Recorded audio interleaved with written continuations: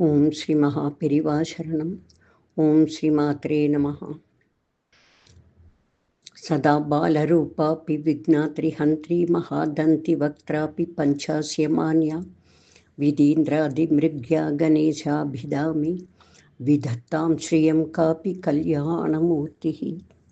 மாதக்ஷணம் ஸ்னபய மாம் தவ வீக்ஷிதேன மந்தாக்ஷிதேன சுஜனை அபரோக்ஷிதேன காமாட்சி கர்ம திமிரோத்கர பாஸ்கரேண ஸ்ரேயஸ்கரேண மதுபத்யுதி தஸ்கரேண.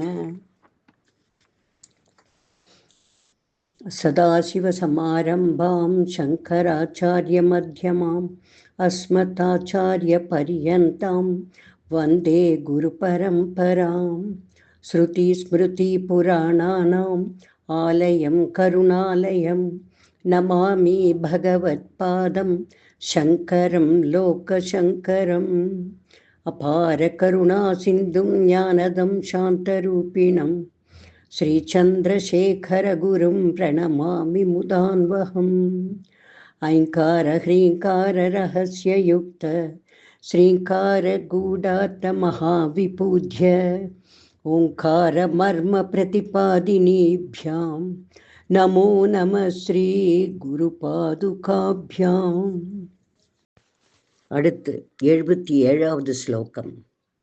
யதே தத் காலிந்தி தனுதர தரங்காக்ருதி சிவே கிருஷே மத்யே கிஞ்சித் ஜனனி தவ யத்பாதி சுதியாம் விமத்தாத் அன்யோன்யம் குச்சகலசயோ அந்தரகதம் தனுபூதம் வ்யோம பிரவிசதி வனாபிம் குஹரிணீம். சென்ற 76வது ஸ்லோகத்தில் அம்பாளின் நாபியை வர்ணித்தார். 77வது ஸ்லோகத்தில் அம்பாளின் இடுப்பின் மேல் பாகத்தில் உள்ள ரோமாவளியை வர்ணிக்கிறார். அதற்கு முன் பகவத் பாதாள் தேவியிடம் ஒரு பிரார்த்தனை வைக்கிறார். அதாவது, ஹே தேவி, நீ லோகத்திற்கே தாயார். லோகத்தில் வாழும் அத்தனை ஜனங்களுக்கும் நீ அன்னை. அப்படி என்றால் எனக்கும் நீ தாயார் ஆனபடியால் குழந்தைகளுக்கு தெரியாத ரகசியம் எதுவும் ஒரு தாயிடம் இருக்க நியாயம் இல்லை. ஆதலால் நான் உன் குழந்தையாக இருக்கும் காரணத்தை கொண்டு உன் இடுப்பின் மேல் பாகத்தில் உள்ள ரோமாவளியை கொஞ்சம் வர்ணிக்க துணிந்தேன். இந்த அபராதத்தை நீ பொறுத்து கொண்டு என்னை ரட்சிக்க வேண்டும் என்று பிரார்த்திக்கிறார்.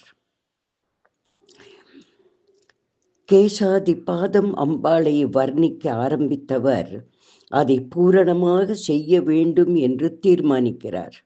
அதற்கு முன் அம்பாளிடம் க்ஷமார்ப்பணம் செய்து கொண்டு ஒரு குழந்தை தாயை பார்க்கும் பார்வையை கொண்டு அம்பாளின் இடுப்பு பிரதேசத்தில் அதிசூக்ஷ்மமான ரேகைகள் போன்ற ரோம வரிசைகளை வர்ணிக்க ஆரம்பிக்கிறார் பகவத் பாதாள் இந்த ஸ்லோகத்தில். இனி ஸ்லோக வரிகளும் அதன் அர்த்தங்களும். யதே தத் காலிந்தி தனுதர தரங்காக்ருதி சிவே கிருஷே மத்யே. ஹே சிவே, உன்னுடைய மிக குறுகிய இடுப்பின் மேல் காலிந்தி யமுனை நதியின் சின்னஞ்சிறிய அலைகளைப் போல் கிஞ்சித் ஜனனி தவயத் பாதி சுதியாம். அந்த யமுனை நதியின் சின்னஞ்சிறிய அலைகளைப் போல இந்த ரோமங்களின் வரிசையானது ஜிதேந்திரியர்களுக்கும் பிரம்மனிஷ்டர்களான மகாவித்வான்களுக்கும் மட்டும் புலப்படுகிறதாம். விமர்த்தாத் அந்யோன்யம் குச்சகலசயோகோ அந்தரகதம். குச்சகலசயோகோ, கலசம் போன்ற 2 ஸ்தனங்களுக்கு அந்தரகதம், நடுவில் இருக்கும் மிக சிறிய இடைவெளியில் இவை இரண்டும் அந்யோன்யம் விமர்த்தாது, ஒன்றோடு ஒன்று உறைந்து கொள்கிறதாம். அம்பாளின் இரண்டு ஸ்தனங்களும் ஒன்றுக்கொன்று மோதிக்கொள்கிறதாம். தனு பூதம் வியோம பிரவிஷதிவ நாபிம் குஹரிணீம். இந்த சூக்ஷ்மமான இரண்டு ஸ்தனங்களுக்கு இடையே உள்ள இடைவெளியில் ஆரம்பித்து நடுபாகத்தில் தொப்புள் குழிக்குள் அந்த ரோம ரேகைகள் பிரவேசிப்பது போல் உள்ளது. இப்படி அம்பாளின் மெல்லிய ரோம வரிசைகளை வர்ணிக்கிறார் பகவத் பாதாள். யமுனா நதியின் ஜலம் கருமை நிறம் வாய்ந்தது. அதன் மெல்லிய அலைகளும் கருப்பு நிறமே. இதை போலவே அம்பாளின் ரோம வரிசைகளும் இருக்கிறதாம். இது மகான்களுக்கும் மகா வித்வான்களுக்கும் மட்டுமே புலப்படும் எனப்படுகிறது.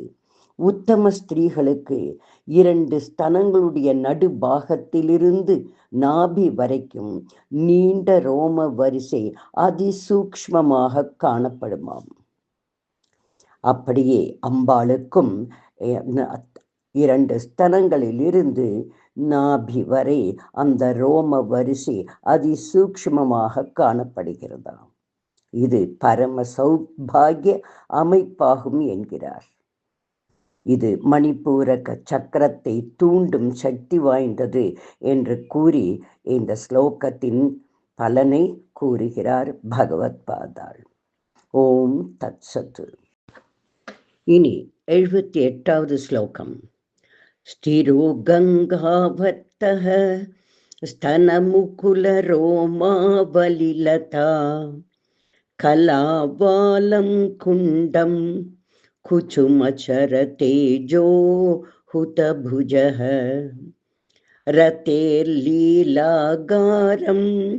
கிமபி தவ நாபிர்கிரிசுதே பிலத்வாரம் சித்தே கிரிஷநயனானாம் விஜயதே.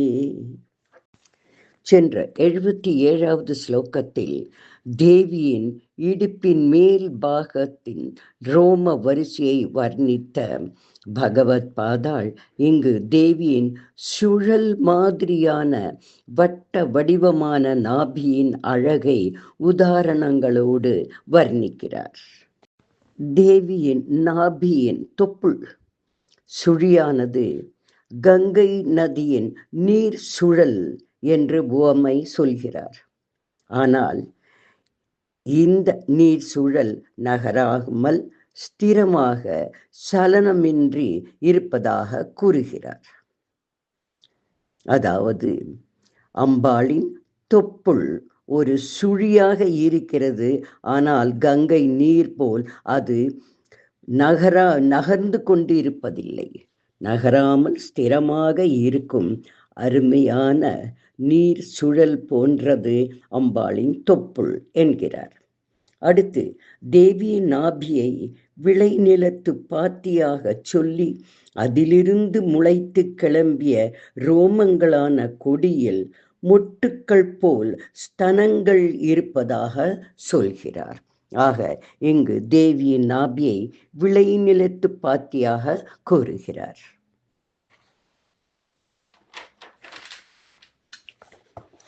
வாக்தேவிகள் லலிதா சகஸ்ரநாமத்தில் நாபியாலவால ரோமாலி லதாபல குச்சத்வயி என்று வாக்தேவிகள் ஈஸ்வரின் ஸ்தனங்களை ரோம கொடியின் பழங்களாக கூறியிருப்பர். அப்படி பகவத் பாதாளும் அம்பாளின் நாபியை ஒரு விளை நிலமாகவும் அங்கிருந்து வளர்ந்த ரோமத்தை கொடியாகவும் மேலே பகுதியில் இருக்கும் 2 மார்பகங்களையும் 2 பழங்களாக இங்கு வர்ணிக்கிறார். மேலும் யோகிகள் தவம் செய்ய குகைகளிலோ அல்லது நிலத்தில் இருக்கும் பெரிய குழிகளையோ தேர்ந்தெடுத்து செல்வர். அதுபோல பரமசிவன் அமர்ந்து அன்னையின் சௌந்தரியத்தை தரிசனத்திற்காக தபஸ் செய்யும் இடமாக அன்னையின் நாபியை கூறுகிறார். அதாவது பரமசிவன் அமர்ந்து தவம் செய்யும் இடமாக அம்பிகையின் நாபியை வர்ணிக்கிறார். அம்பிகையின் நாபி மன்மதனுடைய வாசஸ்தலம் என்று கூறியதால் மன்மதன் தன் பத்னி ரதிதேவியுடன் உல்லாசமாக அங்கு விளங்கி வருகிறார் என்றும் அம்பாளின் நாபியை வர்ணிக்கிறார் பகவத் பாதாள். இப்படி அம்பாளின் நாபி பிரதேசம் வாக்கிற்கும் மனதிற்கும் எட்டாத சௌந்தரியம் பெற்றது என்று கூறும் பகவத் பாதாள் இந்த ஸ்லோகத்தை தியானிப்பவர்கள் வசிய சக்தி பெறுவர் என்றும் கூறுகிறார். இனி ஸ்லோக வரிகளும் அதன் அர்த்தங்களும். ஸ்திரோ கங்கா வர்த்தக ஸ்தனமுகுல ரோமா வலிலதா கலாவாலம். ஹே தேவி, சலனமில்லாத கங்கா நதியின் நீர் சுழல் போலவும் தாமரை மொட்டுக்கள் போன்ற ஸ்தனங்களில் தாமரை தண்டுகளில் உள்ள சூக்ஷ்மமான ரோமங்களை போன்று ரோமங்கள் காணப்படுவதாயும் குண்டம் குசுமச்சர தேஜோ ஹுதபுஜா, மன்மதனின் காந்தியான அக்னிக்கு ஹோமகுண்டமாயும் ரதேர் லீலாகாரம் கிமபி தவனாபேர்கிரி சுதே, ரதி தேவிக்கு விளையாடும் இடமாகவும் ஹே கிரிராஜனின் புத்திரியே உன் நாபி பிரதேசம் விளங்குகிறது. விலத்வாரம் சித்தேகே கிரிஷ நயனானாம் விஜயத்தே, சித்தர்களுக்கு தபஸ் சித்திப்பதற்கு செல்லும் குகையின் துவாரம் போல பரமசிவன் அமர்ந்து எப்பொழுதும் உன் சௌந்தரியத்தை பார்த்து ரசிக்கும் இடமாக உன் நாபி விளங்குகிறது என்கிறார் பகவத் பாதாள். இப்படி கங்கையின் சுழி போலவும் ஹோமம் குண்டம் போலவும் மன்மதன் ரதிதேவி விளையாடும் இடமாகவும் பரமசிவன் தேவியை அமர்ந்தபடி ரசிக்கும் இடமாகவும் தேவியின் நாபியை வர்ணிக்கிறார் பகவத் பாதாள். ஓம் தத் சத்து. இனி 79வது ஸ்லோகம். நிசர்கக்ஷீணஸ்ய ஸ்தனநதபரேண க்ளமஜுஷோ நமன்மூர்த்தேர்நாரி திலகசனகை திருட்யதைவ சிரம் தே மத்யஸ்ய த்ருட்டிததட்டினி தீரகருணா சமாவஸ்தாஸ்தேம்னோ பவது குச்சலம் சைலதனயே. சென்ற 78வது ஸ்லோகத்தில் அம்பாளின் நாபியை கங்கை நதி நீரின் சுழலுக்கு ஒப்பிட்டு வர்ணித்த பகவத் பாதாள் இந்த 79வது ஸ்லோகத்தில் தேவியின் இடையின் அழகை வர்ணிக்கிறார். சாமுத்ரிகா லட்சணத்தின்படி சுந்தர ஸ்திரீகளது இடை, அதாவது இடுப்பு, மிக குறுகலாக இருக்கும் என்று சொல்லப்படும். அன்னையின் இடையும் அவ்வாறே இருப்பதாக கூறி அவளின் ஸ்தனங்களின் பாரத்தால் சற்றே வளைந்த உடல் அமைப்பை கொண்டவளாக இருக்கிறாள் அம்பாள் என்றும் கூறுகிறார். அபிராமி பட்டரும் இதையே தன் அந்தாதியில் சின்னம் சிறிய மருங்கினில் சாற்றிய பட்டும் பெண்ணம் பெரிய முலையும் உத்தாரமும் என்று பாடுகிறார். இப்படி மெல்லியதான இடையானது ஸ்தனங்களின் பாரத்தை சிரமத்துடன் தாங்குவதால் சற்றே வளைந்து இருக்கும் தேவியின் இடுப்பை பார்க்கும் பொழுது ஆற்றின் கரையில் மரக்கிளை ஒன்று தொங்கி மெல்ல மெல்ல ஒடிந்து விழுந்துவிடும் போல் தோன்றுகிறதாம் அவருக்கு. அவ்வாறான ஆபத்து நேராமல் வெகு காலம் க்ஷேமமாக இருக்க வேண்டும் என்று பகவத் பாதாள் பிரார்த்திக்கிறார். இப்படி அம்பாளின் மெல்லிய இடுப்பின் அழகை வர்ணிக்கிறார் பகவத் பாதாள். இனி ஸ்லோகத்தின் வரிகளும் அதன் அர்த்தங்களும். நிசர்க க்ஷீணஸ்ய ஸ்தன தடபரேண க்ளமஜுஷோ. இயற்கையிலேயே மெலிந்த இடை ஸ்தனங்களின் பாரத்தால் சிரமத்தை அடைந்ததாகவும், நமன் மூர்த்தேர் நாரி திலகசன கைகி திருட்யத இவ, அந்த பாரத்தால் அதன் காரணத்தால் குனிந்த உருவமுள்ளதாகவும் மெல்ல மெல்ல ஒடிந்து போய் விடுமோ என்று சொல்லும்படியாகவும், சிரம் தே மத்தியஸ்ய त्रुटित तटिनी तीर करुणा समावस्थास्तेम्नो भवतु कुचलं शैलतनये. நதி பிரவாகத்தால் இடிந்து போன நதி கரையில் உள்ள விருட்சத்திற்கு சமமான சதை பிடிப்போடு உள்ள உன் இடுப்பிற்கு வெகு காலம் குச்சலம் பவத்து சைலத்தனையே, க்ஷேமம் உண்டாகட்டும் பர்வதராஜனின் புத்திரியே என்று இந்த ஸ்லோகத்தில் அம்பாளின் இடுப்பை வர்ணிக்கிறார். அதாவது நதி பிரவாகத்தால் அதன் கரையில் உள்ள மரத்தின் கிளை ஒடிந்து விழக்கூடிய நிலையில் இருப்பது போல், அம்மா உன் ஸ்தனங்களின் பாரத்தால் உன் இடுப்பு ஒடிந்து விடுமோ என்று நான் அஞ்சுகிறேன். அப்படி நேராமல் நீடித்த காலம் உன்னுடைய மத்திய பிரதேசமான இடுப்பின் க்ஷேமம் விளங்க வேண்டும் என்று பிரார்த்தனையும் செய்கிறார். இப்படி இடுப்பின் அழகை வர்ணித்த ஆச்சாரியால் ஆபத்து ஏதும் அதற்கு நேர்ந்துவிடக் கூடாது என்று கரிசனப்படுவதும் தெரிகிறது. இது தேவியின் மீது அவர் கொண்ட அக்கறையும் பாசத்தையும் காட்டுவதாக அமைந்திருக்கிறது இந்த ஸ்லோகம். ஓம் தத் சத்து. ஓம் ஸ்ரீ மாத்ரே நமஹ.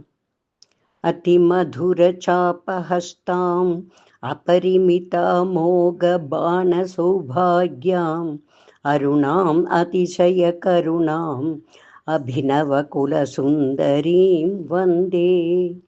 ஸ்ரீ வித்யாதீசரச்சித சூர்ணிகா ஸ்ரவணபட்டனானந்திதானாம் சம்பிராப்தித ஆயுராரோக்ய சௌந்தர்ய வித்யா புத்தி புத்திர பௌத்திர களத்ரை ஐஸ்வர்யாதி சகல சௌக்கியப்ரதே ஸ்ரீ திரிபுவனேஸ்வரி ஸ்ரீமத் கமலாம்பிகே பராசக்தே மாதः நமஸ்தே நமஸ்தே நமஸ்தே. பாஹி மாம் பாஹி மாம் பாஹி மாம் தேவி துப்யம் நமः.